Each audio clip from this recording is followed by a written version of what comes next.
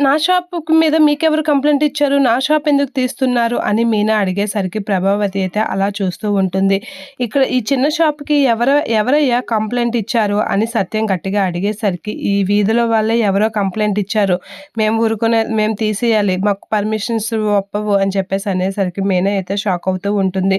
ఇక ఎంత ఆపినా సరే మీనా షాప్ అయితే ఎత్తేస్తూ ఉంటారు. ఇక అందరూ అయితే చాలా జాలి చూపిస్తూ ఉంటారు మీనాపై. ఇక మీనా అయితే ఆపండి, అసలు నా షాప్ వల్ల ఎవరికీ ప్రాబ్లమ్ లేదు. ఎందుకు ఎత్తిస్తున్నారు అని అనేసరికి ప్రభావతి అయితే చాలా హ్యాపీగా ఫీల్ అవుతూ ఉంటుంది. మీనా అయితే కంగారు పడుతూ ఉంటుంది. చాలా బాధపడుతూ ఉంటుంది. తన పూల కొట్టు ఎత్తేస్తున్నందుకు.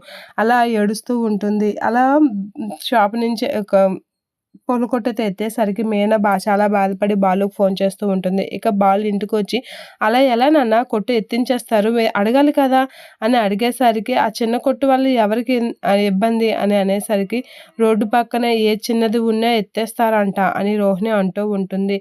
"ఎవరో బాగా కావాల్సిన వాళ్ళే కంప్లెయింట్ ఇచ్చార్రా" అని చెప్పేసి సూర్యకాంతం కూడా అంటూ ఉంటుంది. అలా కాంతమత్త కూడా అలా అనేసరికి బాలు అయితే, నా మీనా షాపు బాలు అయితే, "అది ఎవరవని సరే, నా భార్య షాప్ తీయించడానికి కారణమైన వాళ్ళని అస్సలు విడిచిపెట్టను.